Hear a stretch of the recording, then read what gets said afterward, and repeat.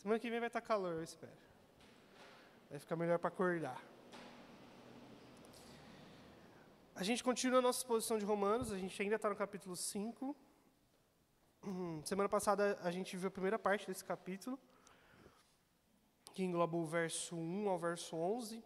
E aí a gente falou dos benefícios que a justificação pela fé nos traz. E aí, só recapitulando eles, como a gente falou, a gente tem paz com Deus agora. Nós temos acesso total a Deus, nós temos alegria no mundo vindouro, ou seja, na nova Jerusalém que desce dos céus. Alegria nas tribulações dessa vida, certeza de salvação naquele grande dia e alegria, orgulho na obra de Cristo e não no nosso esforço. Então a gente falou disso do verso 1 ao 11, falamos dessa primeira parte. Agora a gente vai falar dessa segunda parte do capítulo 5 de Romanos, que vai do verso 12 ao 21 até o final do capítulo. E uma primeira leitura, ela pode parecer um pouco complicada, mas pela graça de Deus a gente adquire conhecimento. Paulo, nessa segunda parte, ele vai trazer 3 pontos, e aí resumindo esses 3 pontos que a gente vai ver nesses versículos. O primeiro ponto é a nossa natureza pecaminosa. Paulo vai mostrar como provar para a gente que a nossa natureza caiu por causa de Adão, por causa da escolha dele. E na escolha dele, eu digo, não responsabilizando somente Adão, mas por causa que Adão pecou, ele passou isso para a sua descendência, então nós caímos. O segundo ponto é que Paulo ele vai começar uma comparação entre Cristo e Adão. A gente vai entender um pouco mais.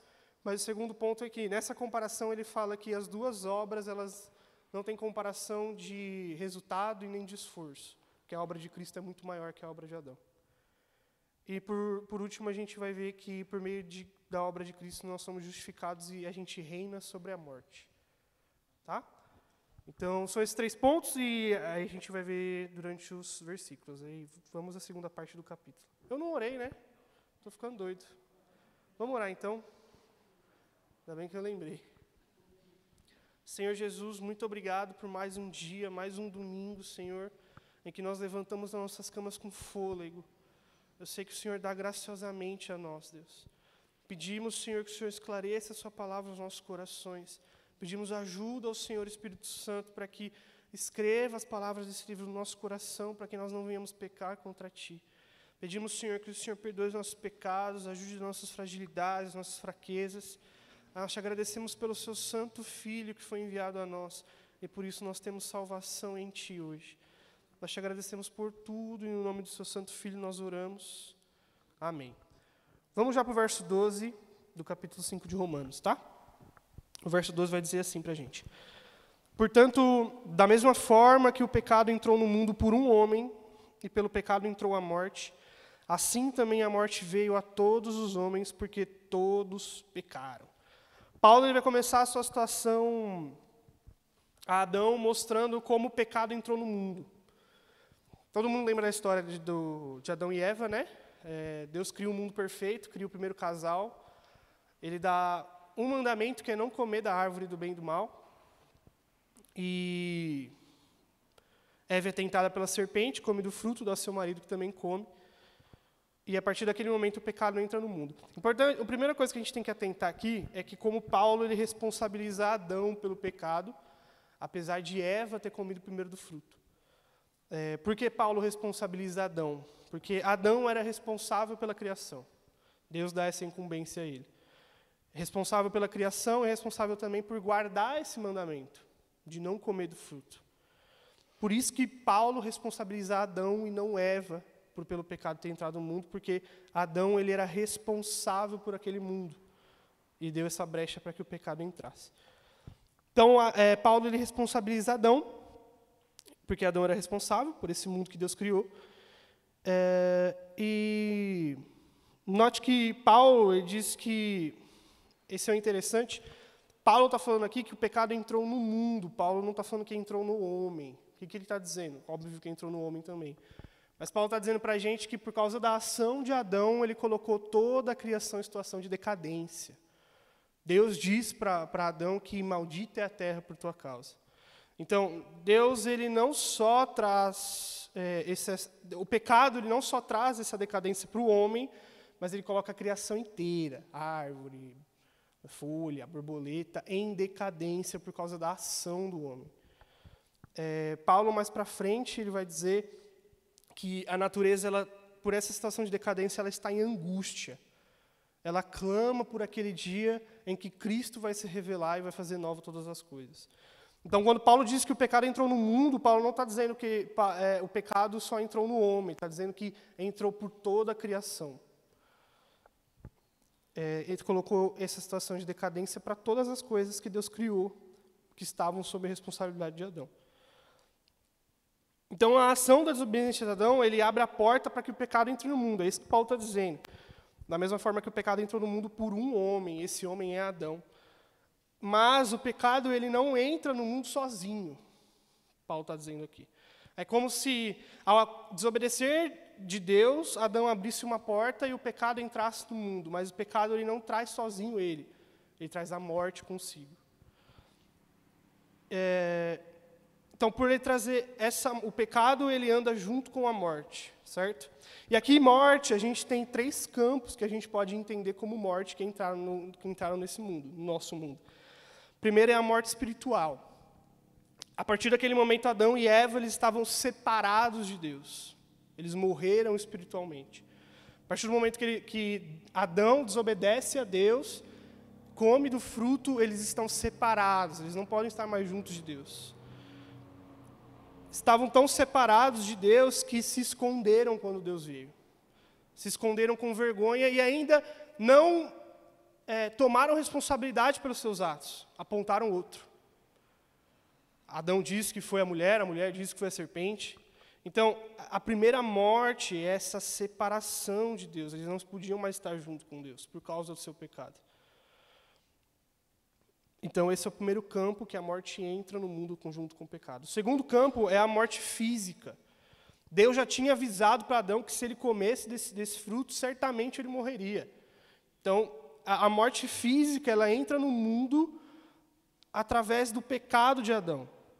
E agora, por causa do pecado de Adão, ele tinha prazo de validade. A sua alma se separaria do seu corpo voltaria para o pó da terra e ele iria ser julgado.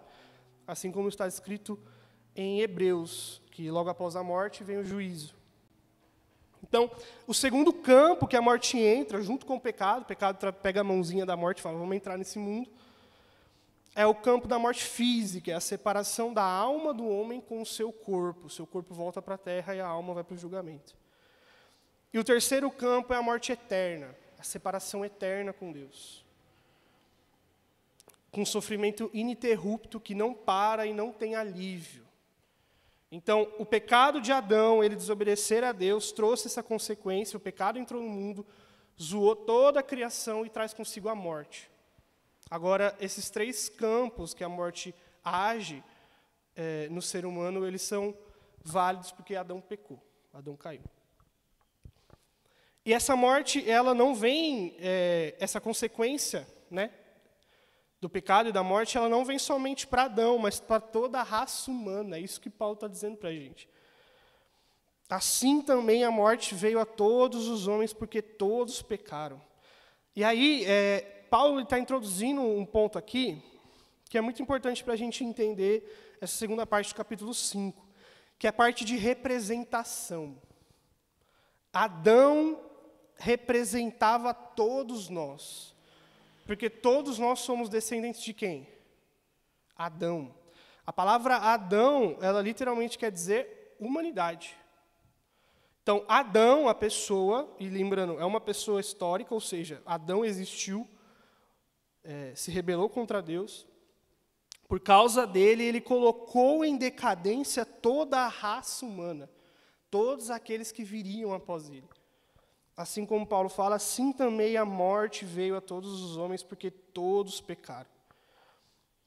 Então, todos por nascença nascem mortos debaixo do juízo de Deus. Isso que a gente chama de pecado original, é a nossa natureza. Foi passado a nós. Adão passou seu filho, passou seu filho, passou seu filho, que chegou na gente. E vai chegar para todos os seres humanos. Nós nascemos debaixo de morte. Porque Adão escolheu se rebelar. E aí, de novo, você pode estar bravo com Adão. Você falar, talvez eu bata nele quando chegar no céu, se ele chegou até lá. Mas aí Paulo ele vai mostrar para a gente também mais depois que nós somos Adão e escolhemos esse pecado. Se fosse você lá, você faria a mesma coisa, se não pior. Então, o ponto de Paulo aqui não é responsabilizar somente o homem, todo mundo ficar bravo com ele. É mostrar que a nossa natureza é caída. Ela é inclinada ao pecado, por natureza. Se a natureza do escorpião é picar e da abelha é voar, do ser humano é pecar. Esse é o ponto de Paulo. Então, ninguém na face da terra nasce inocente, porque todos pecaram, portanto, todos são culpados do pecado. E aí aqui a gente vai para o verso 13, tá? Porque antes de ser dada a lei, o pecado já estava no mundo, mas o pecado não é levado em conta quando não existe lei. Aqui a gente tem 2 pontos no verso 13. O primeiro é que antes da lei ser entregue a Moisés, no monte, o pecado já existia no mundo. Então não foi a lei que trouxe o pecado ao mundo, foi Adão. Não foi a lei de Deus. A lei de Deus é pura, é santa. Como Paulo ele vai dizer no verso 21, a lei ela só ressalta a nossa transgressão. A gente já estava indo na contramão, a lei é a placa que falava que a gente não podia ir lá. Ela ressalta isso. A lei não traz esse pecado ao mundo. Porque a pergunta ela pode dizer, e o segundo ponto aqui, é que a pergunta pode ser assim. A lei não trouxe pecado ao mundo, mas ela ressaltou. Se não existia a lei, como as pessoas sabiam que era certo e errado? E aí a gente vai lembrar do capítulo 1 e 2. Deus está falando para a gente, através de Paulo, que Ele colocou no coração humano isso. A oficialização foi naquele monte, quando Ele escreveu com o dedo dele na pedra. Mas Ele coloca no coração de cada um que nasce moral do que é certo e errado, uma certa noção. Ele prova para a gente isso no capítulo 1 e 2. Se não fosse assim, Deus não podia julgar antes que a lei viesse. E Deus julgou. Sodoma e Gomorra. Deus julgou Caim. Deus julgou Esaú. Então, e Deus também julgou o povo do dilúvio, sem lei expressa, com a lei do coração. Deus colocou uma certa noção em todos os seres humanos daquilo que é certo e errado. E mesmo que eles não tenham a lei revelada, como nós temos e os judeus tinham, no seu coração, e a gente viu no capítulo 2, a sua consciência, ela ora fala que é certo aquilo que ele está fazendo, e ora fala que é errado. Então Deus ele coloca essa noção no coração de todos os seres humanos, por isso que todos são, de novo, indesculpáveis, como a gente viu. Então a lei, ela não é má, e ela não traz isso para a gente, e Paulo ressalta isso. O ponto aqui, quando Paulo fala, mas o pecado não é levado em conta quando não existe lei, Paulo está falando que Deus não julgaria sem lei. Como a gente viu, Deus julgou. Deus julgou Caim, Deus julgou Sodoma, Deus julgou o povo do dilúvio. Paulo está dizendo que a acusação de Deus não estava formalizada. A acusação de Deus foi formalizada na lei. Não matarás, não pode fazer isso, não pode fazer aquilo. Julgando o nosso coração que, de novo, a lei ressalta o quão pecaminoso nós somos. Então, sem lei, o povo ainda era julgado, porque, de novo, essa lei, essa moral de certo e errado, mesmo se a gente for em tribos ou civilizações que são extremamente separadas da nossa civilização, nós sabemos que eles têm moral. Eles fazem o que é certo e errado, mesmo que seja moral deles. Deus está dizendo assim, por sermos imagem e semelhança de Deus, nós nascemos com isso. Por isso todos são indesculpáveis, como a gente viu no capítulo 1 e 2. Então Paulo não está dizendo que não existia a lei, então Deus passava a mão na cabeça de todo mundo. Não é assim que funciona. Existiu a lei para que Deus formalizasse aquilo que já estava no coração humano. Faz sentido? Verso 14. Todavia a morte reinou desde Adão até Moisés, mesmo sobre aqueles que não cometeram pecado semelhante à transgressão de Adão, o qual prefigurava aquele que havia de vir. Paulo prova esse argumento que a gente acabou de falar, de que Deus julgava sem a lei, e agora com a lei, e aí Paulo prova que todos pecaram, dizendo que a morte reinou de Adão até Moisés. O que Paulo está dizendo? Todos morreram, não morreram? Morreram por quê? Porque pecaram. Então, lembra de como entrou no mundo? Se tem morte, tem pecado. Porque se alguém julga que na sua natureza não existe pecado e nunca pecou, essa pessoa vai viver para sempre. Mas não, Paulo prova para a gente novamente que isso é herdado. Nós herdamos de natureza em Adão. Todos vamos morrer, irmãos? Vamos, talvez a gente seja arrebatado e a gente não enfrente a morte. Mas por natureza, todos vamos morrer? Vamos. Por quê? Porque pecamos. Porque é passado para a gente isso. E, de novo, não é responsabilizando somente Adão, você escolhe pecar também. Você, por consciência, escolhe fazer o que é errado muitas vezes. Mas porque a sua natureza é inclinada a isso. O argumento de Paulo em todo esse romano, vocês percebem como ele está construindo isso? De que nós somos caídos, de como nós não conseguimos cumprir essa lei perfeita. Paulo, ele amarra muito bem as coisas em Romanos. Mesmo que a gente não esteja percebendo, ele está passando informação preciosa para a gente. Mesmo nas linhas que a gente passa despercebido, Paulo está dando uma mensagem. E qual é a mensagem do capítulo de Romanos? A salvação ela vem pela fé. Somente pela fé. Então, Paulo está construindo esse argumento usando diversas coisas. Como a gente viu com Lucas, ele usou Abraão. Ele cita Davi nesse capítulo 4. E agora ele está citando Adão, provando para aqueles romanos e para a gente, mostrando para a gente que se salvar da condenação eterna, só há um jeito: confiar em Cristo. De nenhum outro jeito dá. Então, Paulo está argumentando isso e está mostrando diversas formas para a gente. E aí Paulo vai falar para a gente que a morte reinou, e essa frase é muito importante para a gente continuar com esse entendimento. A morte reinou, e a morte ainda reina. Por que a morte reina? Justamente por aquilo que eu comentei. Qual é a verdade que não muda sobre a gente desde que o mundo é mundo? A gente vai morrer. Tem como escapar disso? Talvez se você ter uma alimentação regrada, fazer exercício físico, seus exames, você consiga postergar isso. Mas dá para viver eternamente por si só? Não dá. É por isso que a morte reina. Todo mundo está sobre o jugo dessa morte. Ela é a verdade que assola todo ser humano. Por quê? Porque Adão pecou. O pecado entrou no mundo e junto com o pecado veio a morte. E esse é o argumento de Paulo aqui, construído nesse início desses versículos. E aí agora a gente vai entrar de vez nessa comparação de Adão com Cristo. Paulo agora ele explicou para a gente como o pecado entrou no mundo e por causa de um só homem, agora todos nós, por esse pecado original, passar de filho para filho, por essa natureza caída que nós temos, nós somos inclinados ao pecado e, portanto, a morte reina sobre nós. Agora, Paulo ele vai entrar de vez nessa comparação da obra de Adão com a obra de Cristo. E aí a gente vai ler do versículo 15 ao versículo 17. Entretanto, não há comparação entre a dádiva e a transgressão.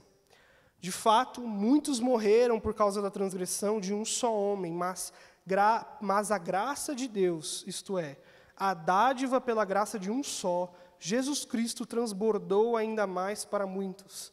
Não se pode comparar a dádiva de Deus com a consequência de um pecado de um só homem. Por um pecado veio o julgamento que trouxe condenação, mas a dádiva decorreu de muitas transgressões e trouxe justificação. Se, pela transgressão de um só, a morte reinou por meio dele, muito mais aqueles que recebem de Deus as riquezas da graça e a dádiva da justiça reinarão em vida por meio de um só homem, Jesus Cristo. O que Paulo está falando para a gente? Paulo ele vai entrar nessa comparação e ele mostra que ele vai usar Adão para comparar Jesus Cristo, e a gente vai entender o que ele quer dizer mais para frente, mas ele já está pedindo desculpa por comparar Cristo a Adão. Ele fala que não tem comparação. A obra de Adão, ela foi a maior tragédia da humanidade. Se não fosse Adão escolher pecar, a gente estaria ainda no jardim, feliz e sem morte, sem dor ou algo do tipo. Estaríamos vendo Deus face a face. Por isso foi a maior tragédia da humanidade. Mas ele está falando que não tem comparação.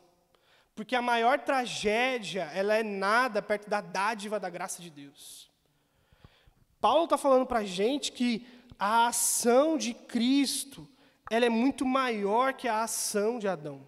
Muito maior. Não tem nem comparação. Tanto que ele cita 2 vezes, no começo do verso 15 e depois no começo do verso 16. Ele vai deixar bem claro, não há comparação entre a dádiva e a transgressão. Porque a ação de Adão, ela resultou na condenação de todos os seres humanos, mas a ação de Cristo resultou na justificação daqueles que creem. É injusta essa comparação por causa do seu efeito. E aí, Cristo, ele nos justifica e nos perdoa pelo seu sacrifício, mas ele não faz só isso. Ele não dá só paz com Deus para a gente, ele não dá só acesso total, como nós vimos, ele nos faz, e nós vamos ver no final desse capítulo, ele reverte o reino da morte. Ele venceu a morte. Quando a gente diz que Cristo venceu a morte, está dizendo que aquilo que reinava sobre a gente, essa verdade que não muda, de que todos vamos morrer, não nos assusta mais. Esse reinado não nos toca, porque Cristo reverteu isso. Agora, como Paulo diz, nós reinamos em vida sobre a morte. Porque mesmo se a morte nos toca, mesmo se chega a nós a morte, nós vivemos. É lucro para a gente. Então, Paulo está dizendo que não tem comparação essas 2 ações, porque é muito maior. Cristo fez muito mais. A ação de Cristo é muito mais poderosa que a ação de Adão. Por isso que ele começa meio que pedindo desculpas, não a comparação, mesmo que ele vá comparar esses 2 cabeças, e a gente vai entender essa palavra cabeça. Então ele reverte o reino da morte sobre nós e nos faz reinar de vida sobre ela. A morte não nos ameaça mais. E aí, por somente um pecado houve condenação, mas a justificação nos perdoa de todo tipo de pecado. Paulo está dizendo que pela ação de um só homem todos foram condenados, mas pela ação também de um só homem, muitos serão justificados. O comentarista Hendrickson, ele vai dizer isso aqui para a gente. Além disso, no caso de Adão, um único pecado foi envolvido. Pecado esse que resultou em condenação. Cristo, porém, por sua obra de redenção, fez provisão para o perdão, não só daquele único pecado, mas também de todos aqueles que procederam dele. Seu sacrifício foi suficiente para todos eles, e de fato foi eficaz para todos os pecados cometidos por aquele que, pela graça soberana, depositaram nele sua confiança. Para eles, a condenação foi substituída pela justificação. Hendrickson está dizendo isso nessa parte aqui que a gente leu. Cadê? Cadê? Me perdi. Ah, tá, aqui. Não, me perdi mesmo. Enfim, em algum lugar daqui, é porque os versículos são iguais. Paulo está dizendo que Cristo, ele não só perdoou esse pecado de Adão, ele perdoou muitos outros. Por isso que é maior. Por causa de um só ato, nós caímos em Adão. Cristo perdoa muitos atos. Muitos atos. E o sacrifício dele é eficaz, é eficiente para esse perdão. De novo, a gente entra nessa argumentação de Paulo. Entenda que tudo isso, e ele falou lá no começo do capítulo 1, tudo que a gente leu no capítulo 1, que a gente viu lá, ele está falando durante a carta. O Evangelho é sobre Cristo, como Ele perdoou a gente. Essa boa notícia de que nós podemos confiar na obra do ser humano Jesus Cristo, do Deus, do Filho de Deus. Outro conceito muito importante introduzido aqui no verso 15, e também Paulo vai mostrar no verso 18, é esse conceito de cabeça. E agora a gente vai entender um pouco algo que pode parecer complexo na primeira leitura aqui dessa parte. E agora é para prestar atenção. Paulo está fazendo a comparação do seguinte. Adão é o cabeça, o representante, o primeiro da sua raça.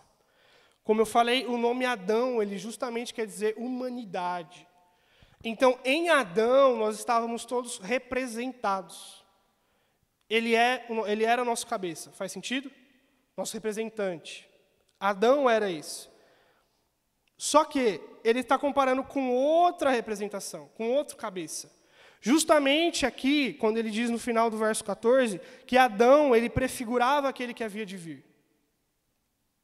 O novo cabeça, o novo representante, e agora, dessa nova raça de humanidade, lembrando, Adão era o representante da raça humana. Cristo agora é o cabeça e o representante de uma nova raça. É por isso que Jesus diz no Evangelho para Nicodemos que é necessário nascer de novo. Porque essa raça adâmica, essa natureza adâmica, não vai ser salva. Todos aqueles que continuarem na natureza adâmica não vão ser salvos. Mas aqueles que, confiando na obra de Jesus Cristo, tomarem Ele como cabeça e representante, serão salvos. Então, Paulo está fazendo essa distinção de representação. E há só dessas duas.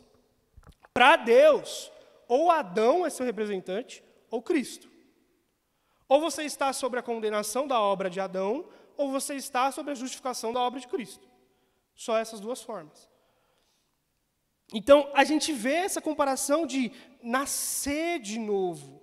E aí, Paulo ele vai afirmar isso, vai mostrar para a gente, e é um argumento muito forte, em Efésios 4, 22, 24, Paulo vai falar o seguinte: quanto à antiga maneira de viver, dispam-se, ou seja, tirem essas vestes do velho homem que se corrompe por desejos enganosos, para serem renovados no modo de pensar e se vestirem do novo homem, criado para ser semelhante a Deus em justiça e santidade provenientes da verdade. Paulo está falando que existem duas naturezas, a adâmica e a de Cristo. E aqueles que creem em Jesus, eles são trocados. E aqui o exemplo que eu quero usar é como se existissem duas filas. A primeira fila, a primeira pessoa que está na fila é Adão, representante de todos aqueles que vão entrar nessa fila.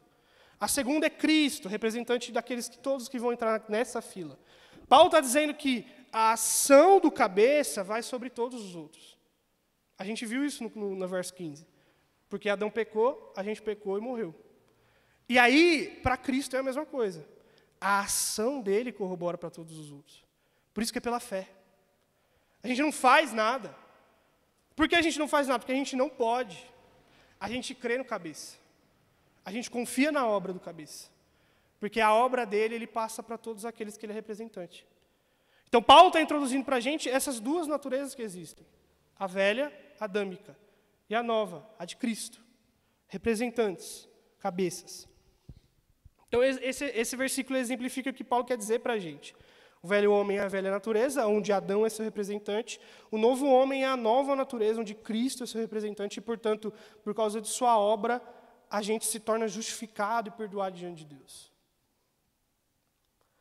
Outro ponto muito importante aqui é a comparação de Paulo entre a palavra transgressão, a de Adão, e dádiva, a de Deus. Presta atenção nisso, irmãos. A comparação de Paulo é que Adão morreu por meio de sua ação. Ele agiu.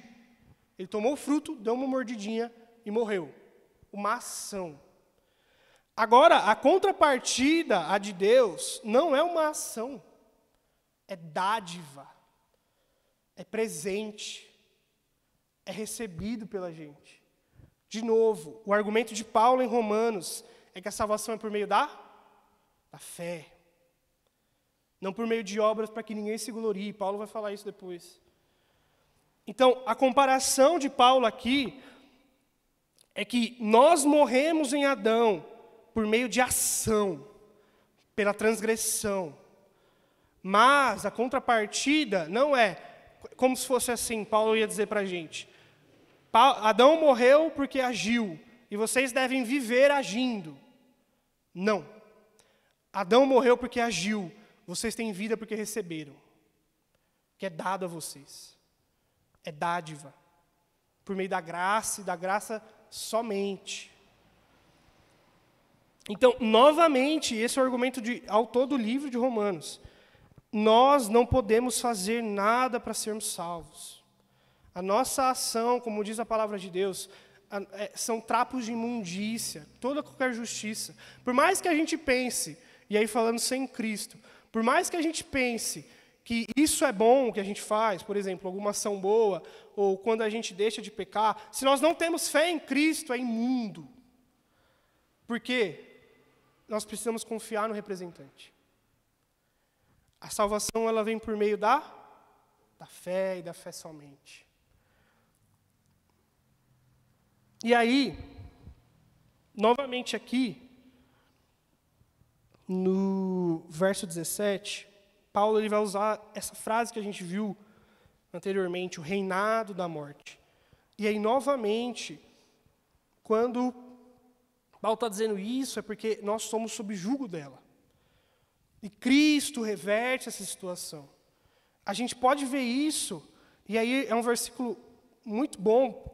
Lázaro morre no Evangelho de João, e Jesus está fora da cidade, ele está chegando na cidade, e aí ele está conversando com Marta, acho que é com Marta ou com Maria, e ela está falando que ela crê que ele será ressuscitado naquele grande dia, e aí, nessa conversa, Jesus ele diz algo muito precioso para a gente. Óbvio que toda a palavra de Jesus é preciosa, mas nesse contexto é muito precioso. Em João 11:25, Jesus diz para Marta, ou Maria, eu não lembro, tá, irmão? Desculpa. Disse-lhe Jesus, eu sou a ressurreição e a vida. Aquele que crê em mim, ainda que morra, viverá. A gente não pode temer a morte. Não combina. E aí, óbvio que nós somos seres humanos, irmãos. A gente tem medo das coisas. Porque a gente tem medo porque nós não conhecemos o todo, nós cremos, nós não vemos. A fé é justamente a prova daquilo que não se vê. Alguém já viu Cristo aí? Eu nunca vi. Vou ver um dia, a gente vai ver. Mas nós cremos nessa palavra. É isso que Cristo está dizendo. Nós não podemos ter medo da morte. A morte é lucro para a gente. Se alguém entra e mata todo mundo, não que isso vá acontecer, e a gente ora para que não aconteça, todos nós vamos para o céu, salvos pela graça de Deus. Que mal tem isso? Qual é o mal? Você não vai ficar preso no caixão, irmão. Seu corpo vai, mas sua alma vai se encontrar com o seu Criador. Então, e aí Jesus ele exemplificou essa diferença do reinado da morte e da vida numa só frase. O que Paulo demora versículos para falar, e o que a gente pode demorar anos para entender, em uma frase Jesus diz: eu sou a ressurreição e a vida. Aquele que crê em mim, o que Jesus está dizendo? Eu sou o cabeça dessa nova natureza. Quem confiar nessa obra, mesmo que morra, vive. Não tema a morte, irmão. Não tem motivo de medo. Como a gente viu na aula passada, todas as coisas cooperam para a gente. Até as tribulações dessa vida. Até a morte. Por isso essa reversão. Nós reinamos sobre ela agora. Então, Cristo nos liberta dessa velha natureza. E aí é de novo já e ainda não que a gente viu semana passada. Nós somos libertos daquela natureza e aí Paulo está dizendo que dia após dia a gente se despide dela. Tirar cada vez mais algo que a gente vê. Pô, isso aqui é da velha natureza. Esse egoísmo é da velha natureza. Essa irritação é da velha natureza. Se despir e vestir da nova. Paulo está dizendo isso para a gente, para a gente fazer dia após dia isso. Então, a gente entende como Cristo ele nos liberta dessa velha natureza e de como o Espírito Santo ele nos faz despir dia após dia dessa velha natureza e nos dar a nova natureza que é Cristo. Cristo Jesus. Verso 18 ao 21. Consequentemente, como uma só transgressão resultou em condenação para todos os homens, Assim, por um só ato de justiça veio a justificação que dá vida a todos os homens. Porque, como por meio da desobediência de um só homem, são muitos os que foram pecadores, assim por meio da obediência de um único homem, muitos serão feitos justos. A lei foi introduzida para que a transgressão fosse ressaltada. Entretanto, onde foi ressaltado o pecado, transbordou a graça. Para que, como o pecado reinou na morte, assim a graça reine pela justiça, para conceder vida eterna, por meio de Jesus Cristo, o nosso Senhor. O que a gente pode tirar desse final de capítulo 5, dessa última parte? No verso 18 e 19, Paulo deixa claro para a gente a diferença dos representantes. E aí, novamente, como se Cristo e Adão fossem esses primeiros da fila, que eu usei o exemplo. E o ponto aqui continua sendo a justificação pela fé e não por nossas obras. Porque a palavra que Paulo usa aqui é por um só ato de justiça. Não é por muitos atos. E esse ato é atribuído a Cristo. Paulo está dizendo, se fosse por nossa mão ou por nossa obra, se nós merecêssemos chegar à grande Jerusalém, Paulo estava dizendo que por muitos atos de justiça nós chegaríamos àquele lugar. Paulo está falando isso para a gente? Está falando que por um só. Pela obediência de Cristo. Se crermos nessa obediência, seremos salvos. A salvação ela vem por meio da fé e da fé somente. Então, por um só ato de justiça, ela veio a justificação que dá a vida. E a comparação, novamente, de Adão com Cristo, que Paulo está fazendo é, por um ato, Adão condenou a todos. Jesus, por um ato, salvou. Então, os seus representantes de natureza, eles ficam exemplificados aqui. E aí, o que é importante a gente notar, e a gente está falando disso de o representante, e a obra do representante cai sobre aqueles que são representados. Por que é importante a gente dizer isso? Para a gente combater uma heresia que se chama universalismo. E aí eu vou explicar o que é. Essa linha de pensamento que algumas pessoas usam nesses versículos para afirmar que todos vão ser salvos. No versículo 18, Paulo fala, consequentemente, como uma só transgressão resultou em condenação para todos os homens, assim, por um só ato de justiça, veio a justificação que dá vida a todos os homens. E aí, esse é o perigo, irmãos, de nós pegarmos versículos isolados. A gente tem que interpretar o todo. O todo está dizendo, todo o livro de Romanos, todos as centenas de versículos estão dizendo que a justificação ela vem por meio da fé. O que Paulo está dizendo aqui, desse todos os homens que foram condenados e todos os homens que recebem vida, são dos representados pelo cabeça. Então, Adão condenou todos aqueles que continuarem na fila dele. Cristo salvou todos aqueles que continuarem na sua fila. Então, como a gente viu também no capítulo 1, 2 e 3, nós precisamos ser salvos de condenação. Para ser salvos de condenação, novamente, é por fé e arrependimento dos pecados. Então, o universalismo ele cai por terra nisso. Por mais que pessoas possam usar, e acontece, a gente vê isso na internet, por todo lugar, pessoas usam a palavra de Deus para justificar suas doutrinas erradas. Mas o ponto é, e aí fica para a gente, irmãos, a gente não pode pegar um versículo sem o todo. Quando você for ler sua Bíblia, lê o capítulo inteiro. Óbvio que a gente não tem tempo para ler o livro inteiro. Se a gente tivesse, era para ler o livro inteiro, a carta inteira, o evangelho inteiro. Mas lê o capítulo todo, para a gente ter o contexto. A Bíblia, ela é uma obra... A Bíblia, nós sabemos que é a palavra de Deus, portanto, tem vida. Mas, apesar disso, ela é uma obra literária, ela é escrita por homens com intenção. Então, nós temos que ter contexto daquilo que nós lemos. Porque versículos isolados estão levando pessoas à perdição. E aí não é culpa da Bíblia, de forma alguma. É culpa do coração. O coração acha lugar para pôr o pé. E ponto final. Ah, mas o contexto? Não, está aqui, ó. Por isso que é importante a gente estudar a palavra de Deus.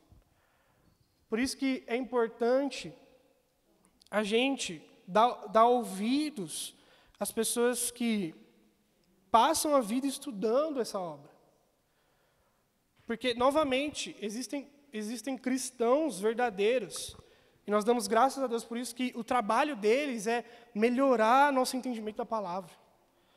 Eles passam o dia todo na frente de grego e hebraico, tentando melhorar o entendimento daquilo que a gente tem.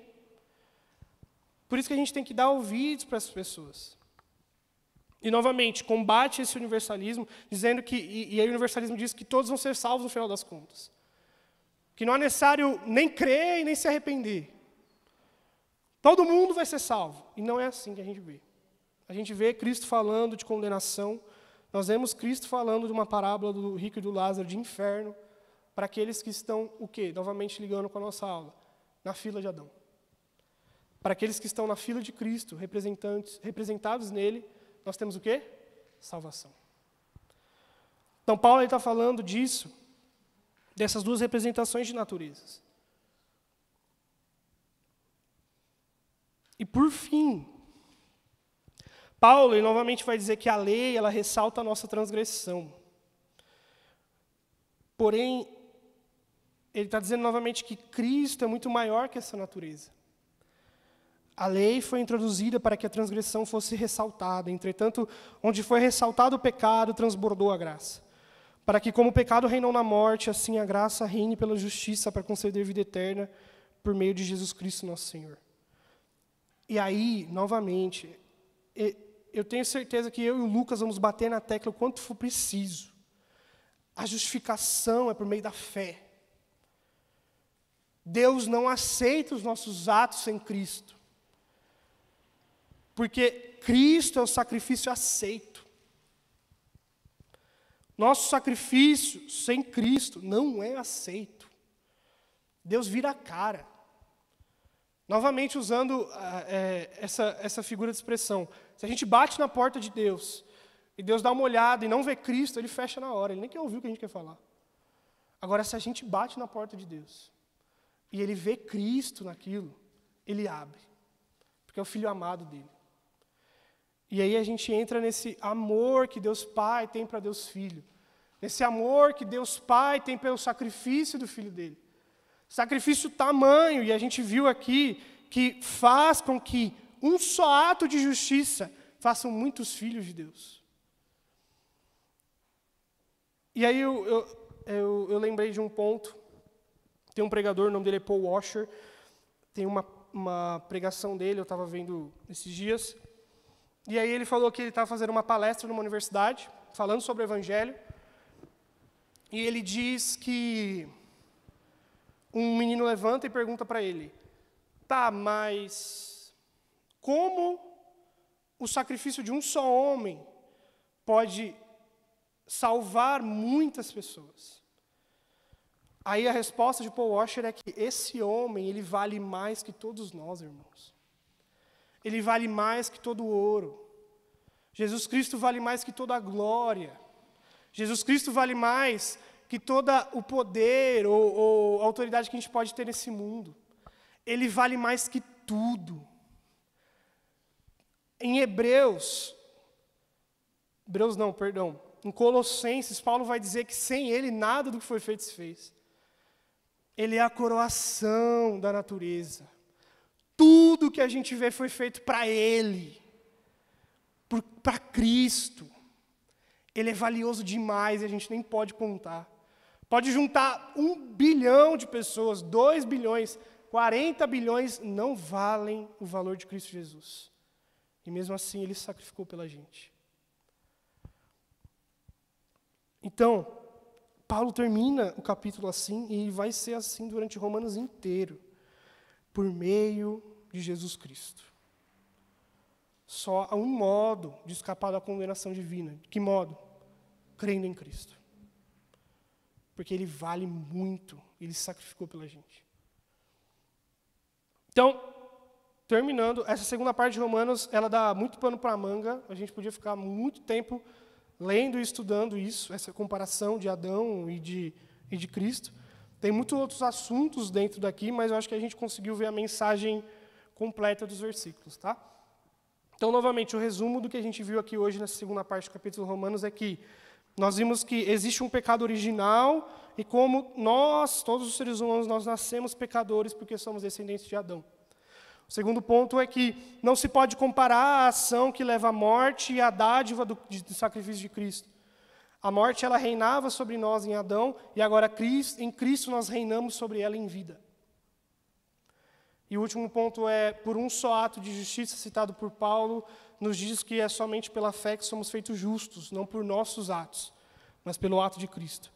O pecado de Adão nos matou, mas a obra de Cristo nos traz vida, e vida em abundância. Amém? Faz sentido? E agora, se vocês quiserem perguntar, eu vou beber água, porque minha boca está seca.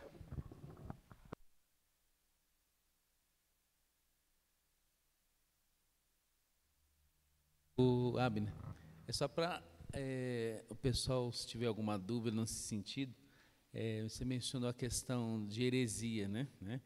E só para assim, passar um ponto-chave, né?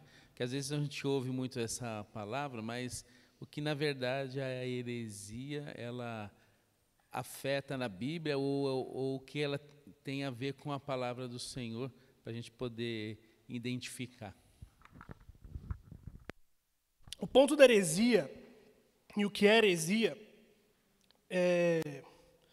muitas pessoas hoje, por exemplo, se você discorda de mim, você é herege.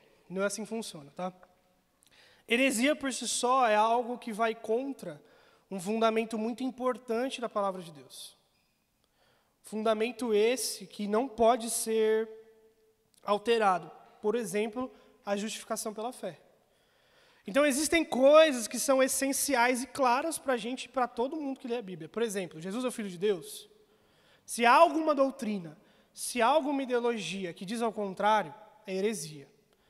Agora, como nós já discutimos aqui, e nós vimos que, principalmente, existem duas linhas de pensamento sobre salvação, Calvino e Armínio, isso por si se traz heresia? Não. Por quê? Porque, novamente, se trata sobre algo essencial à fé, mas está dentro da palavra de Deus. Então, o que a gente chama de heresia é que ataca princípios fundamentais da nossa fé, que podem passar despercebido. Mas, como a gente viu aqui, a gente citou o universalismo, eles querem dizer que não há necessidade de crer para ser salvo. A gente está vendo sobre o livro de Romanos inteiro, que, novamente, a justificação é por meio da fé e da fé somente.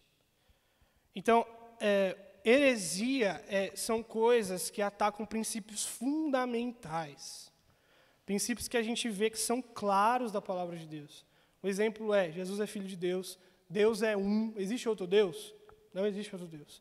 Se há, novamente, alguma doutrina que diz que existe outro Deus, é herege. A gente trata assim. Por mais que, independente do que pode estar travestido ali, e novamente, como a gente já citou, o diabo ele vem como anjo de luz. E nós vimos que versículos isolados podem trazer compreensão errada. E, novamente, é culpa da Bíblia? Não, é culpa do coração. Mas eu não sei se eu respondi, deixei claro que seria uma heresia, mas principalmente ataca um princípio fundamental da minha fé. Se ataca, tem que ficar de olho porque é uma heresia. E aí, só para deixar para o pessoal, né, a importância de você estudar a palavra. Né?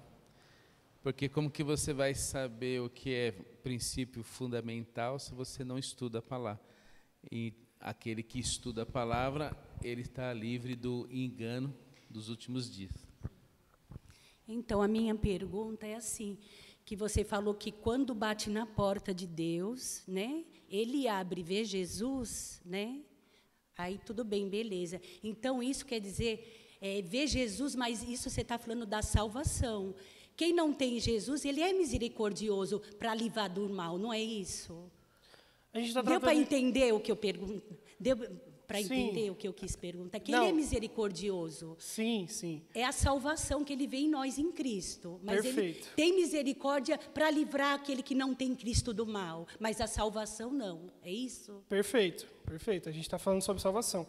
E aí o ponto de dar misericórdia àquele que não crê, a gente vê que Deus dá. Existem pessoas que creem que respiram, sim? Que comem. A palavra de Deus fala que tudo vem dele. Então, a misericórdia é expressa nisso. Deus atende a misericórdia à sua criação, como um todo. É justamente esse ponto. Se queremos ser aceitos por Deus, ou seja, justificados, se queremos ser da família de Deus, nós não podemos chegar sem Cristo. Não há modo de entrar no reino de Deus, não há modo de ser justificado, não há modo de escapar de condenação sem Cristo Jesus. Ele é o caminho e único. O ponto da misericórdia, novamente, é expresso dia após dia. Chove sobre justos e injustos, o sol nasce sobre justos e injustos, Deus apresenta a sua misericórdia geral dessa forma. Deus não faz o sol nascer sobre os crentes, e aí os não crentes estão na noite para sempre. Deus faz o sol nascer para todos. Então a misericórdia de Deus é expressa sobre sua criação. A salvação é somente pela fé em Jesus Cristo. Amém?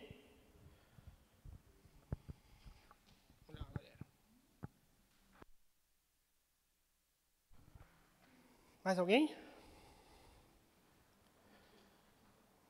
Tem mais uma? Esperou o pastor sair daí para perguntar.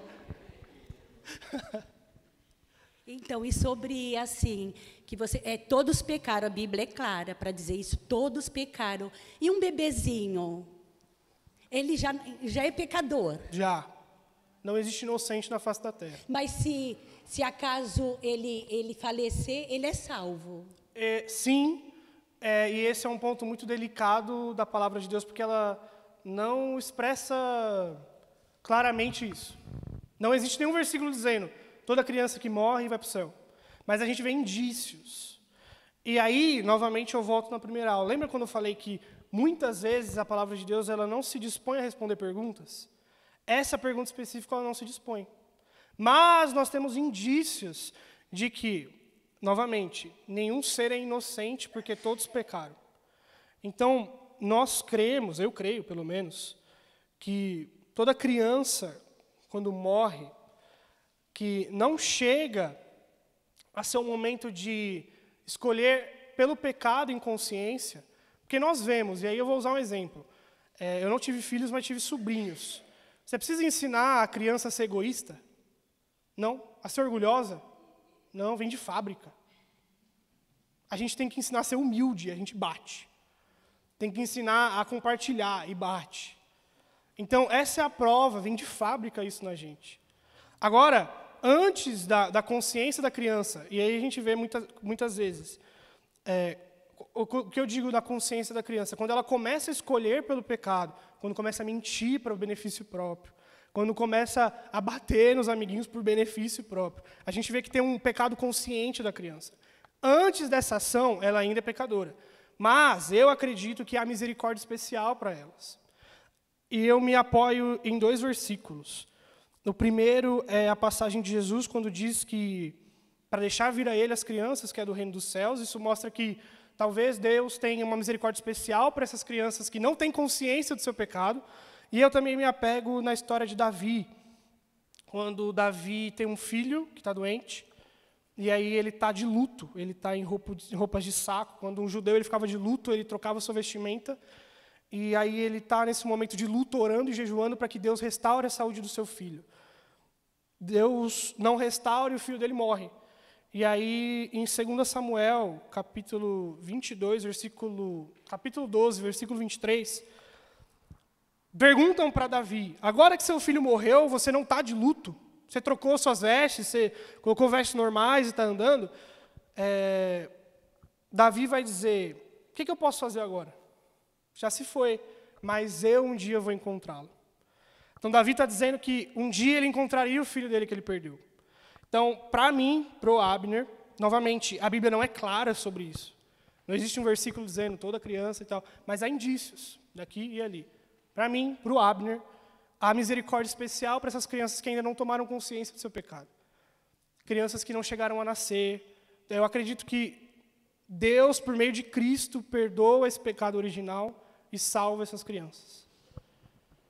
Mas se sabe a idade do filho de Davi, que faleceu ou não? Eu não sei, mas eu não sei se a Bíblia diz, eu não sei qual é a idade, não sei.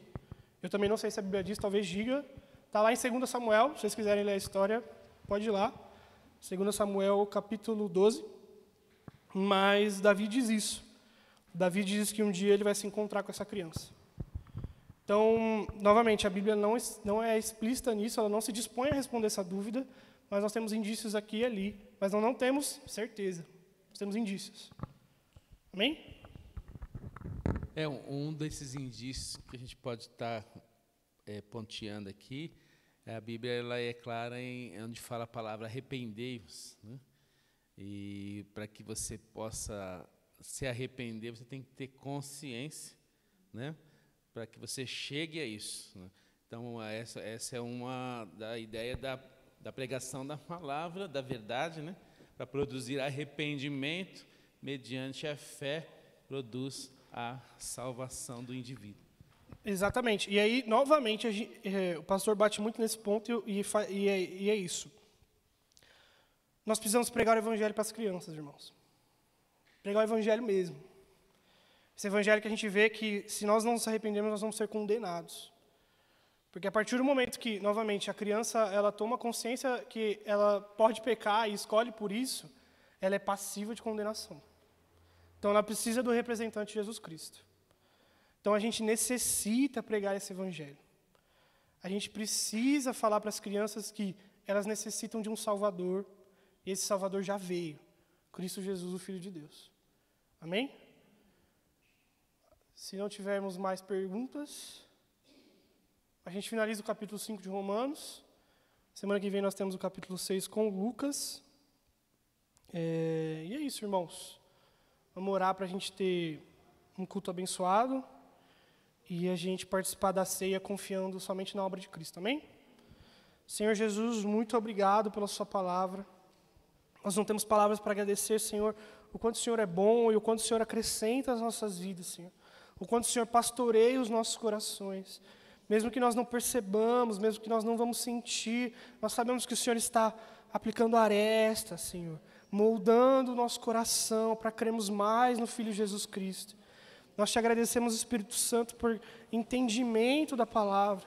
Te agradecemos, Senhor, porque o Senhor é bom, Senhor, e a sua misericórdia dura para sempre. Abençoa o nosso culto, ouve nossas orações, nossas súplicas e ações de graças. Pedimos que o Senhor ouça o nosso louvor. Pedimos que o Senhor prepare o nosso coração para receber a palavra que será pregada, Senhor. Para que ela seja depositada e produza fruto. Que o seu evangelho produza fruto no nosso coração. Por meio do seu santo Filho, nós oramos e agradecemos. Amém. Deus abençoe, irmão. Boa semana.